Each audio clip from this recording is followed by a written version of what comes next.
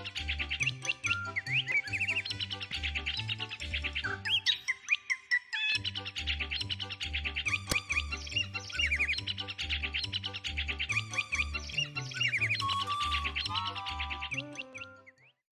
evening, we are pleased to welcome Katie Vincent.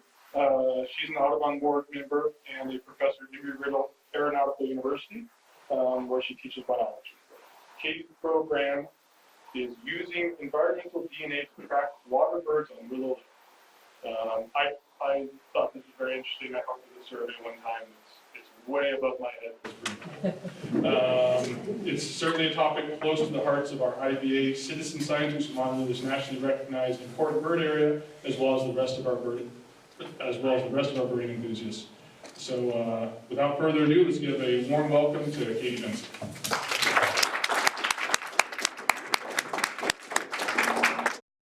All right. Can everybody hear me? Okay. I'm a teacher, so I'm used to yelling. All right, so I'm excited to be here to talk with you all a little bit about some of the research my colleagues and I have been doing over the past year. Over here is Dr. Hillary Eaton. She is a molecular biologist and one of my colleagues.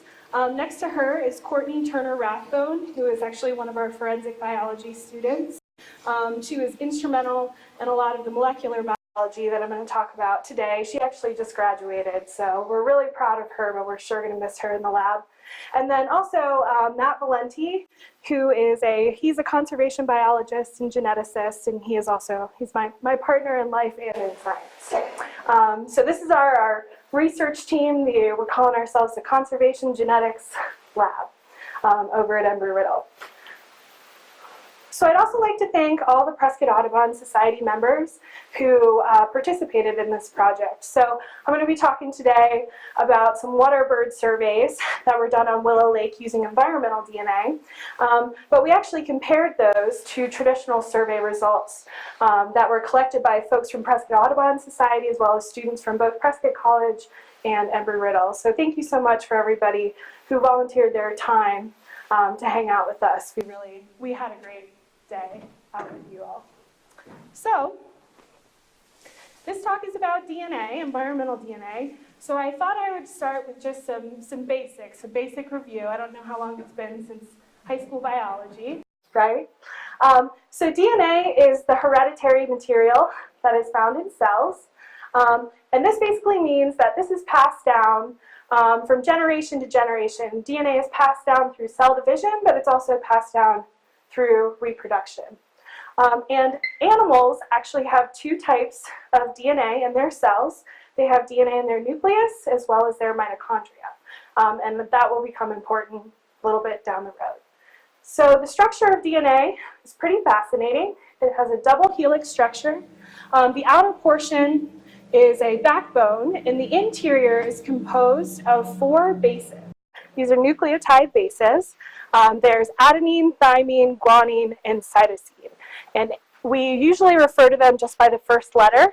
So A's, T's, G's, and C's. And this is really what holds these nucleotide bases.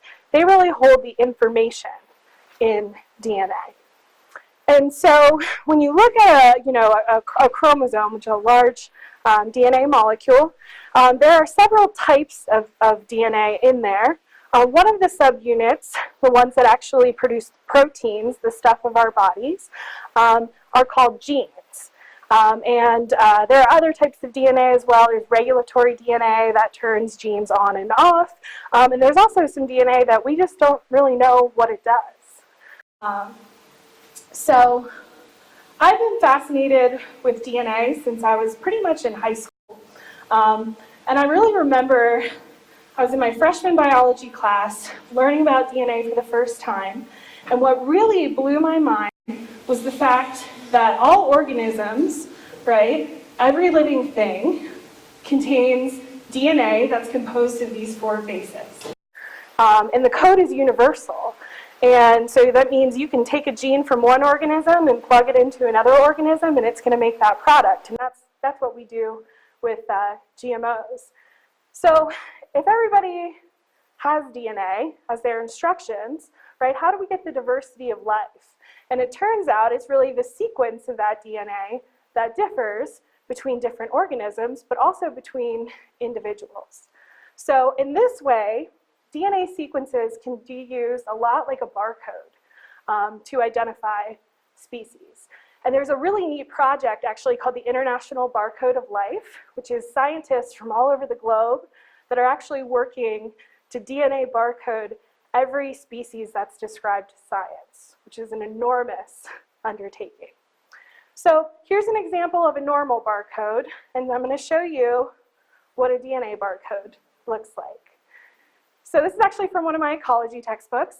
You can see they're really nice and colorful, but essentially every one of these color-coded bars represents a different base, an A, a T, or G, or a C. And what you can see in this figure is that two very closely related species, right, are going to have DNA barcodes that are pretty similar to one another. More distantly related species are going to have barcodes that are a little bit more different.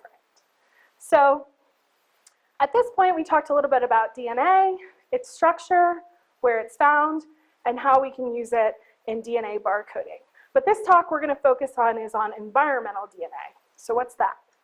So all organisms, from us all the way to bacteria, right, leave a genetic fingerprint in their environment.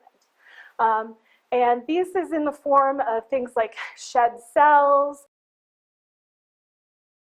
My colleagues and I have been really working on for the past year or so is what's called metabarcoding. And so as the meta suggests, right, basically this is a technique that you can identify multiple species barcodes in a single sample. So I'm an ecologist. My expertise is in wildlife and fisheries management. And when I first heard about metabarcoding, I was pretty blown away, because what I'm used to doing to monitor species is to actually get out in the environment, trap, catch, monitor them. So that's a picture of me when I was in grad school. Seems so long ago. We're doing reptile surveys, done a lot of surveys with fish. That's one of my favorite pictures ever. That's one of our field technicians, Chuck, holding a turtle. But it's really fun work, it's rewarding work, but it is time and labor intensive. So when I heard that someone could potentially do what I do by sequencing DNA out of a bag of water, I was like, it's on, right? I gotta figure this out. So I ended up at Embry-Riddle, been there for about 3 years, and we have a forensic biology program there. And with a good forensic biology program comes a next generation sequencer. And so I was like, all right, we're gonna do this. So this is pretty much what my colleagues and I have been up to for the past year. I mean, eDNA is a really new technology, and with any new technology, you really need to understand its limitations, right? So what species can we use it for? What species can't we use it for?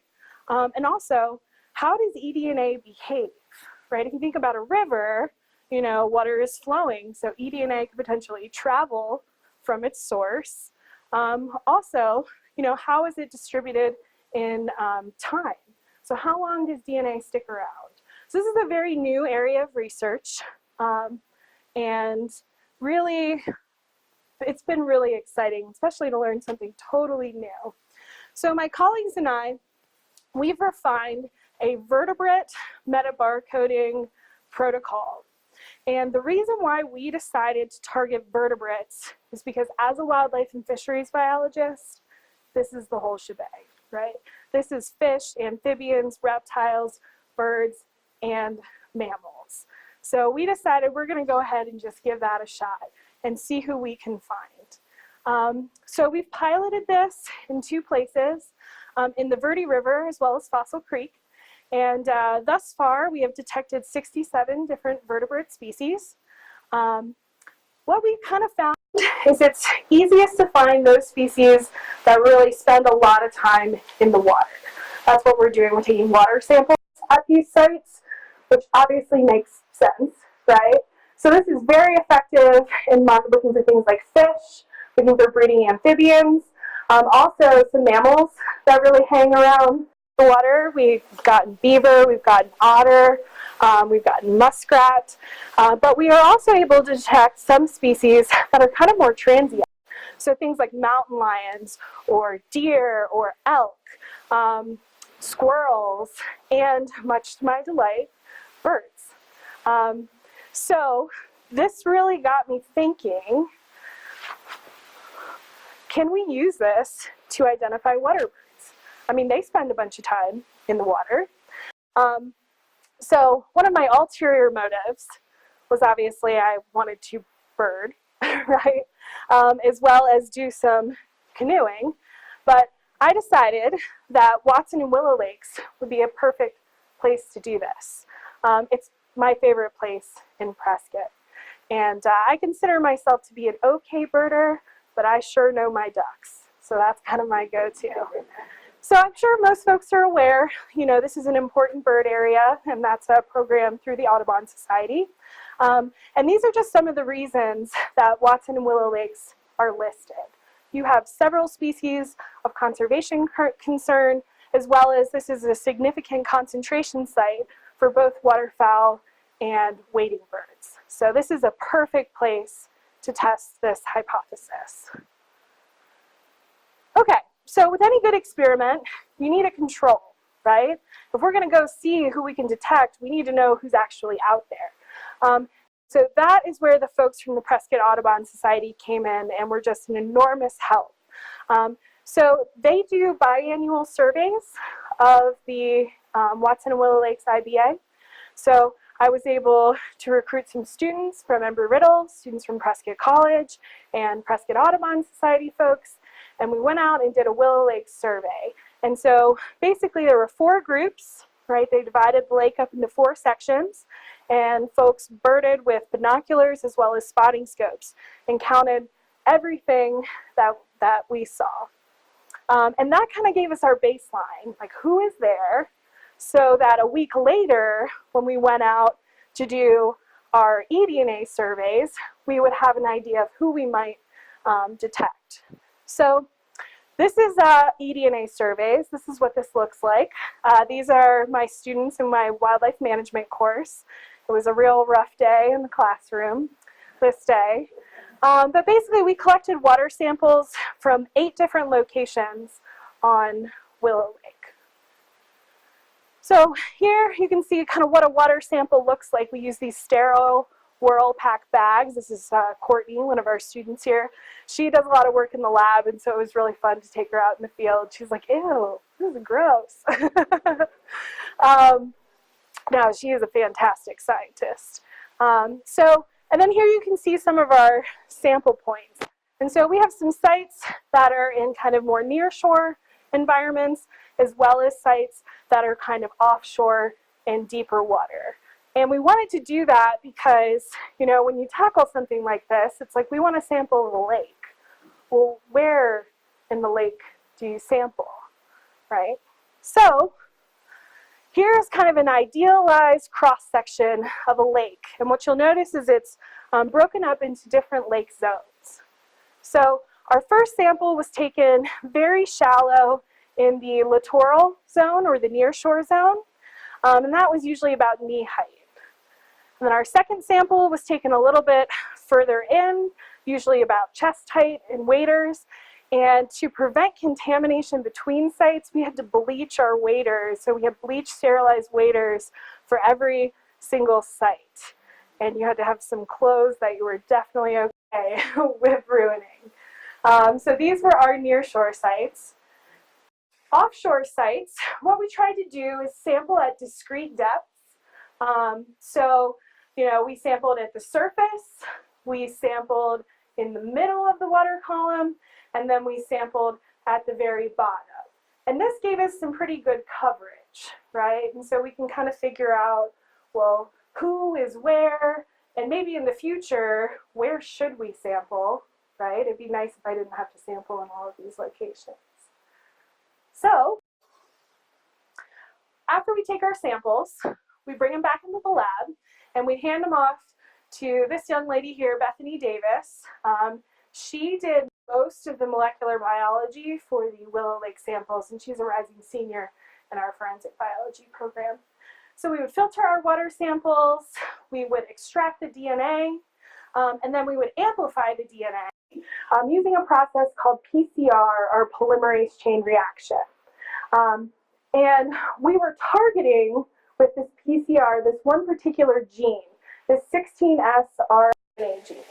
And this is a gene that basically is, let's see, it's specific enough in its sequence that you can use it to identify individuals in a sample, but it is also shared among vertebrates so that we use what are called primers, and they basically go find your gene sequence, so that these primers are going to go and find only vertebrate DNA, because we obviously have DNA from bacteria, protists, all sorts of other things in our samples. So basically, PCR targets our gene and makes a bunch of copies.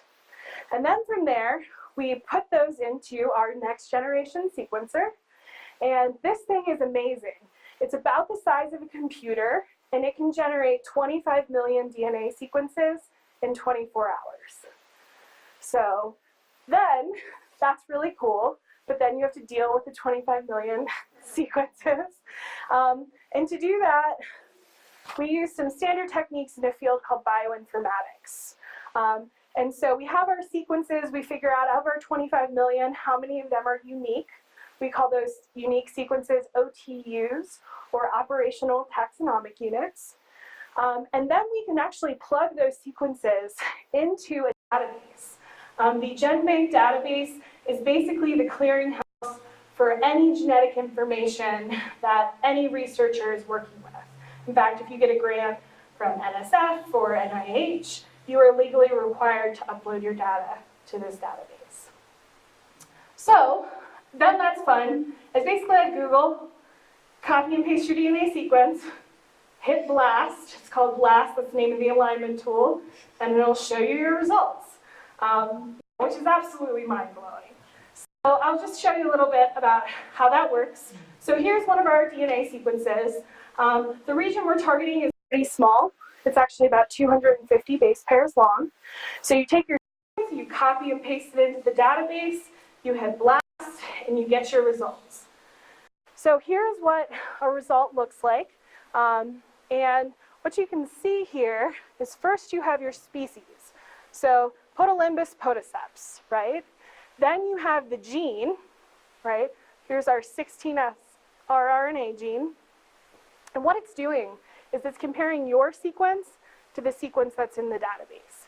And you can actually see that down here. See query, so this is our sequence. And then subject, this is the sequence that is in the database. And what you're looking for is how well do these sequences match. And so that is actually right here. See this identities, 251 out of 251, 100%.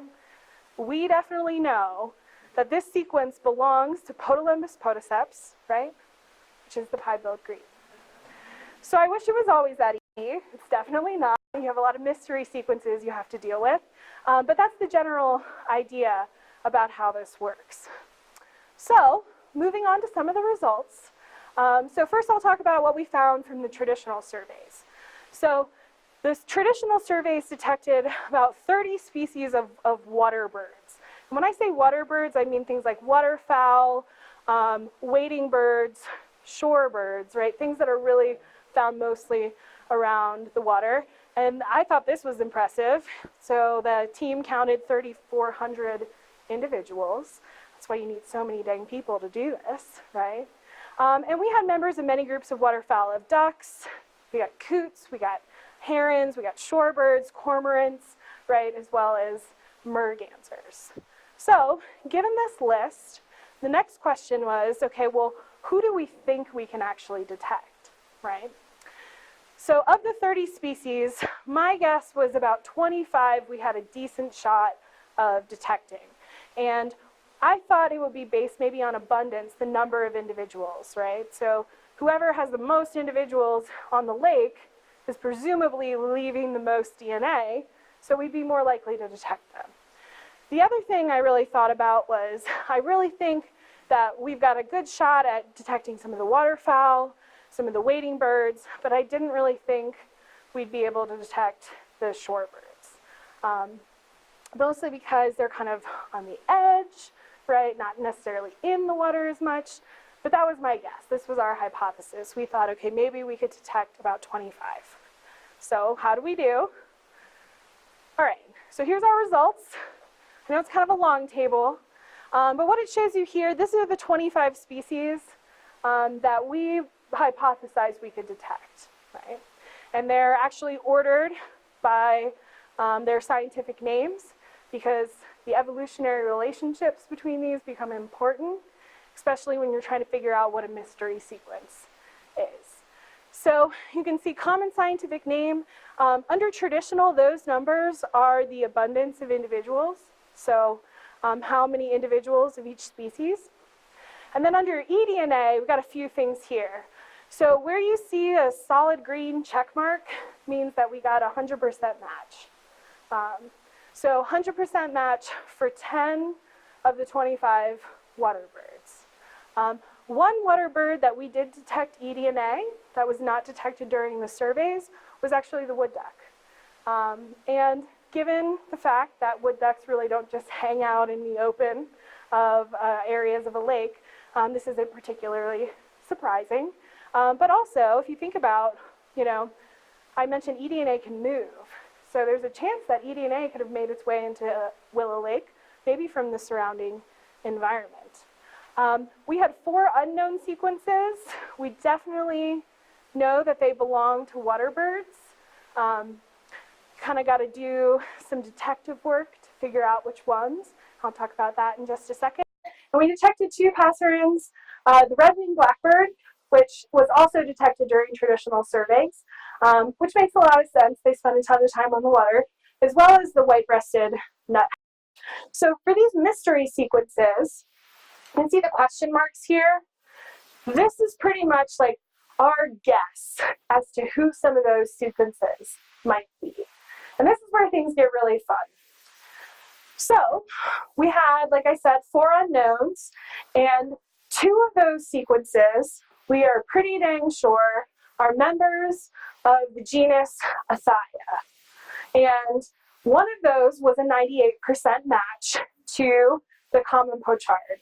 And the common pochard is found in Eurasia and Africa, but it does have a very closely related individuals here in North America. And that's the fascinating thing. Not all species are in this database. So there's some holes there too. So we said, okay, our first sequence is a 98% match, so probably an individual in the same genus, right? Another one was a 100% match. And that gets at something kind of interesting, because the common pochard has what we call sister taxa, most closely related to the redhead. And maybe they're so closely related that their sequences are identical. So we might not actually be able to tell them apart. The good thing is that one is in North America and the other one is in Eurasia, so you should be able to guess. But that is definitely one of the limitations of this technique when you have very closely related species. So that was our guesses there. Probably a redhead and then another member of this genus.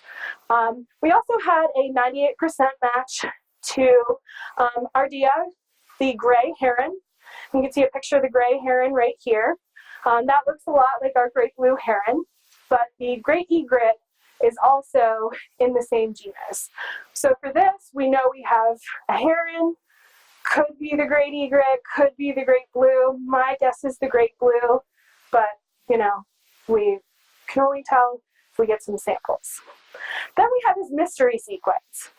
And these are really tough because the sequencer isn't perfect, so we can get errors. So that's always an option. But it also could be something that is, not in our database, but doesn't really have any close relatives that are in our database as well. So our mystery sequence was a 96% match to the ruddy shellduck, genus Tadorna.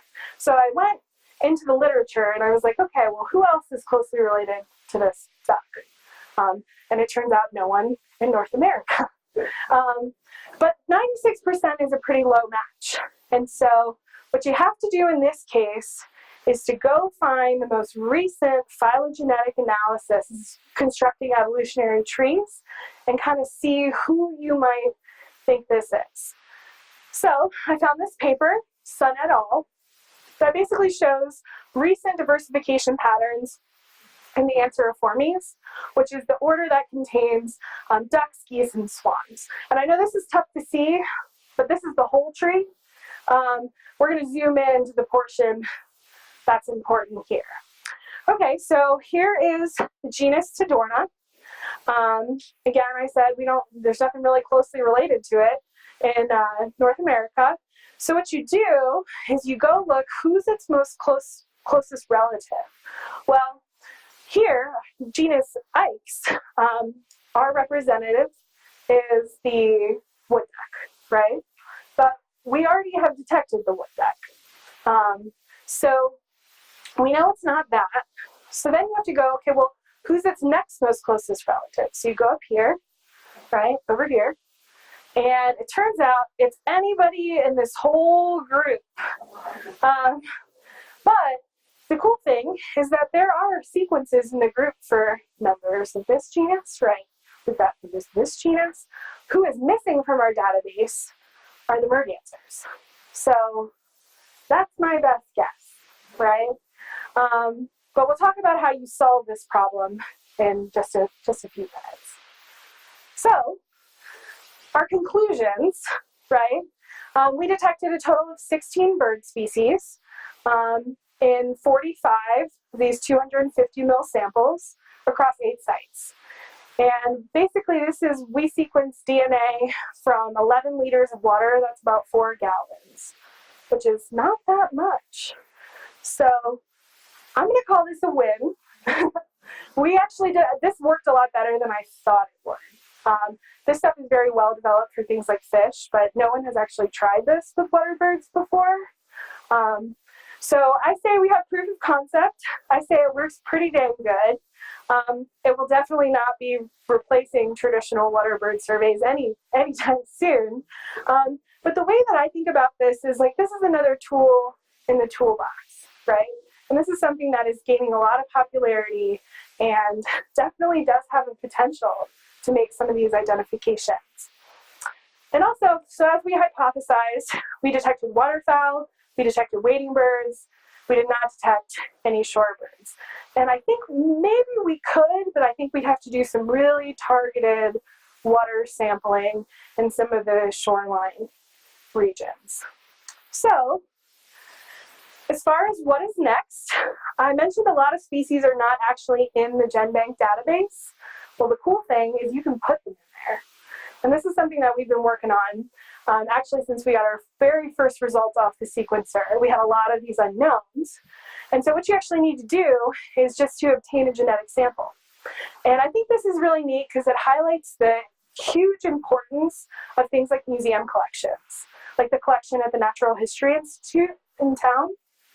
So these days, when you submit a specimen to a museum, right, they'll do the typical, right, make a study skin, but they're also taking genetic samples. So you can see there's a tissue sample over there, and they keep those in their bank. So as researchers like me, if we need a genetic specimen, we can contact a museum, we'll cut a little piece of tissue, send it in a tube, and send it off to us. And then what we can do is we can sequence that gene, put it into the database, and then from there, we can detect it. And we haven't done this with any birds yet, so if you guys know anyone with freezers full of ducks, that would be awesome. We have done this with several fish, though, that were in the database. So the other piece of this kind of puzzle that I talk about today, and that's largely because we got these results off the sequencer 3 days ago. So it was pretty quick turnaround here. But we're really interested in looking, what did we find in these different lake zones? So which lake zones contain the greatest amount of DNA? Maybe I don't have to go and lug a giant water sampler around. And then we have the divers that are going to be located in more open water. So I'm really interested to see if we're going to find dabbler DNA on the shorelines and diver DNA in the center of the lake. Or it could just all be mixed up, but I don't know. Find out. So anyways, we're really excited to do some of those analyses. So with that, I'd like to acknowledge everybody who's helped out on this. You know, I want to really say thank you so much for the folks from the Audubon Society that went out and did surveys with my students and I. It's funny, they think I'm a good birder, but then they went and hung out with you all, and we're just absolutely amazed. I think our lab technicians, they've spent so much time in the lab pipetting, and that was my deal when I signed up for this project. I said, let's do this, but I'm not touching a micropipette. And that so far has worked out. All of our field technicians, we've had students from Embry-Riddle, from Prescott College, from NEU, and from ASU that have come and done some field work with us, as well as folks from Embry-Riddle. So Dr. Ann Betcher, she runs our undergraduate research institute. They provided a lot of funding for this, as well as Dean Kathy Lussick and Quentin Bailey from the College of Arts and Sciences. They basically just thought this was a really cool project and gave us some money to do it. So really appreciate that.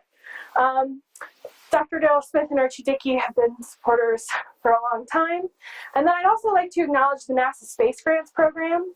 So Courtney and Bethany actually obtained some of this NASA funding for this research, which was really cool. Never in my life did I think I would have NASA funding, but there's some benefits to being at an aeronautical university, for sure. So with that, I'd be really happy to take any questions. Yeah. So when you're saying you have like an incomplete match, is that like the DNA is damaged, or that hasn't been put in this big database yet? Yeah, so it's mostly like, it's not DNA damage, it's just the sequence differs slightly. And that's usually what it is that the correct species is just not in the database. And so what it does is it pulls up a close relative. And with that, you kind of do some of this detective work to figure out maybe who it is. But the good thing is that now I have this list, right, of these species. So we can just go and get genetic samples for all of our unknowns and everything we didn't detect, and then try and figure that out.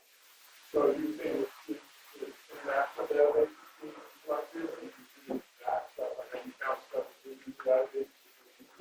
Yes. Yep. What did we find in these different lake zones? So which lake zones contain the greatest amount of DNA? I don't have to go and lug a giant water sampler around and take samples at the bottom of a lake, right? Maybe we'll just sample the surface, which is what I'm really hoping. The second thing that I'm actually really curious about is the composition of eDNA going to differ between these zones? Because if you think of something like waterfowl, we usually divide waterfowl into two kind of feeding guilds, right? You have the dabblers and the divers.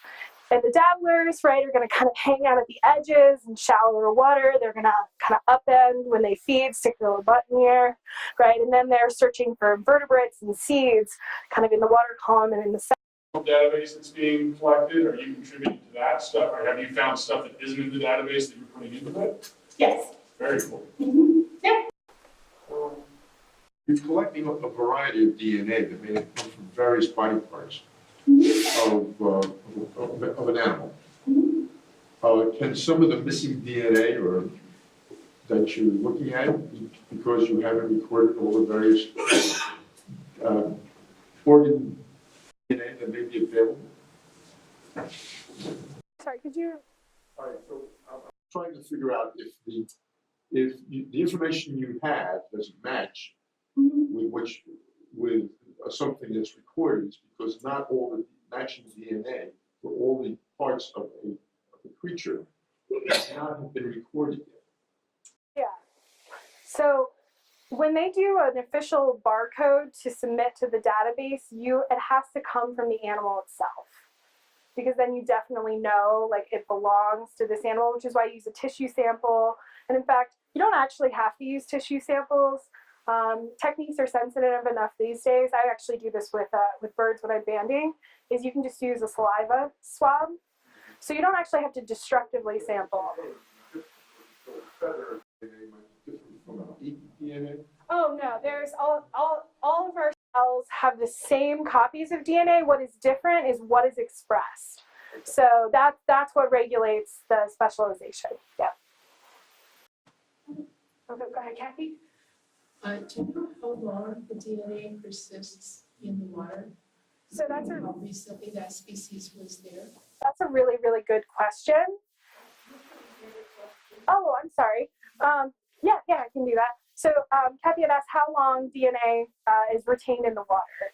And that's a great question. There's a lot of people trying to figure that out. But as far as the research can tell, it's kind of system specific, because the things that can degrade DNA are UV radiation,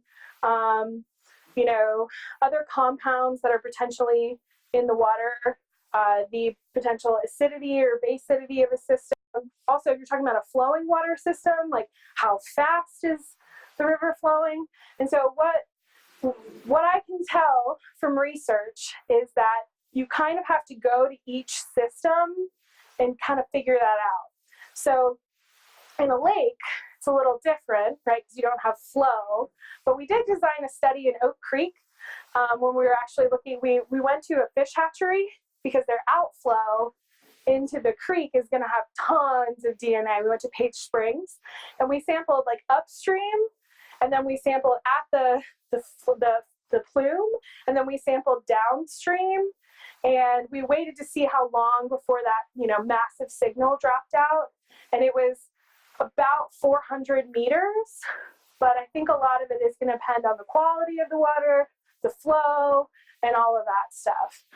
So that's what makes it really kind of difficult, is because it's not detecting eDNA is not the same as detecting like the physical, like fish or bird in your hand, because there's the potential for DNA to travel from the source. The other thing where things can get wonky too is, like, let's say you have like a hawk, right, that eats a squirrel in one area and then goes and flies over the lake and like poops into the lake. Right now, that squirrel DNA is going to be in the lake, and so there's a lot of those things, which I think why most people who do this don't think that this is going to replace our traditional wildlife surveys. But this is fast. Taking these samples took 2 days. And that and those were 2 very leisurely days, right? So there's a lot of other things to consider there. For sure. Yep.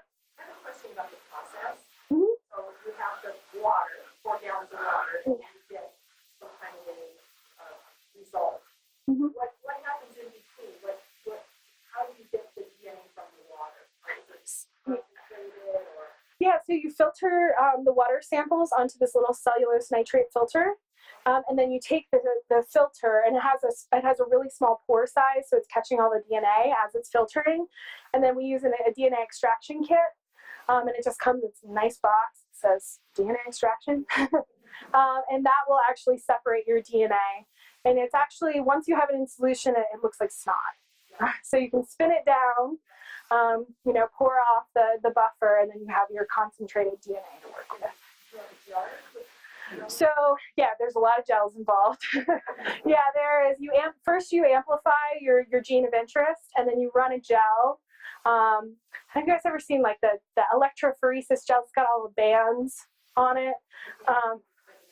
Yeah. So you use those to check, like, did you actually amplify the DNA that you wanted?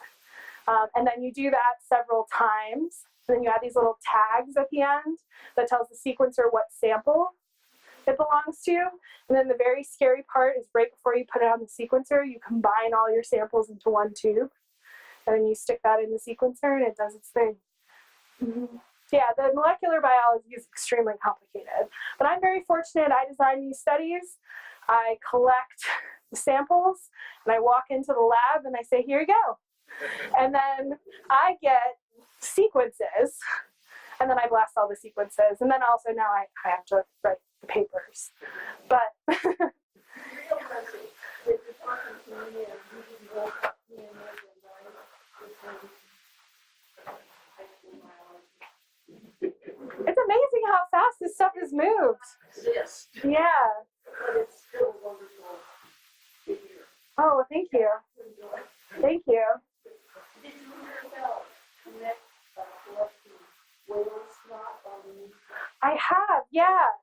Yeah, they fly drones over the blowhole spouts and they have little petri dishes in them. Yeah, I'm trying to get in on one of those projects.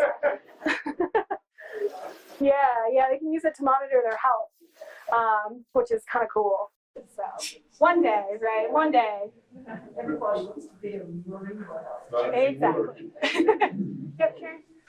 Kathy, I was wondering, since you need, for some of these, you'll need to get actual tissue samples. Mhm. I assume you can get some from the Natural History Institute or not?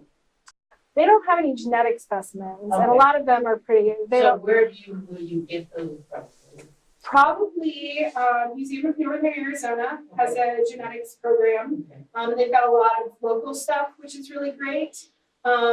Also, the Smithsonian has like everything you can imagine, and they're very used to people doing that, so they've got a pretty quick turnaround. Sort of like, hey guys, I think you all. It's like a lot of things from Ducks Unlimited, things like that. And I know those researchers have freezers full of ducks, right? So I was thinking about putting like a prepackaged kit together that says like, if you will give us this specimen, we will send you this, right?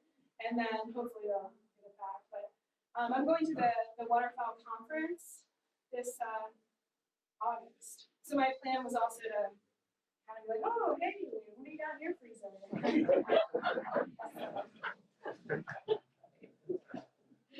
Yep. I'm intrigued, apparently NASA has funded this to some extent. Why would NASA have an interest in this area of endeavor? So this was actually really funny because this happens to me all the time. We got a phone call from the URI, and the director, who's actually a marine biologist, which is really awesome. The director is also a biologist. But she's like, so we've got some of this NASA funding that I think would be great for you all. Could you spin this with climate change? And I was like, yes. And I have been asked to do that, to apply for grants several times in my career. So I believe the title was New Methods for Monitoring Biodiversity in the Face of a Changing Climate. Yeah.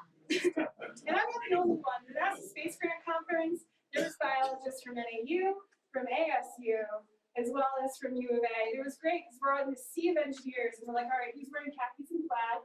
All right, I found you. And we all found each other and hung out for the whole conference. It was a lot of fun. Yeah. What happens when you get crossbreeding between two different species? Okay, that's a great question. So crossbreeding between different species. So this actually comes down to the mitochondria. So mitochondrial DNA is inherited from the mother. So when you have like the egg has all of the organelles, right, before fertilization, and then the sperm is really just donating its genetic information to the nuclear DNA. So when you have a hybrid, it is going to have the mitochondrial signature of the female in that parent. But what's interesting is that if that happens, right, that same mitochondria is going to get passed down. And so you can have, after several generations, something that's going to look like one species, but has this mitochondria from a past hybridization event.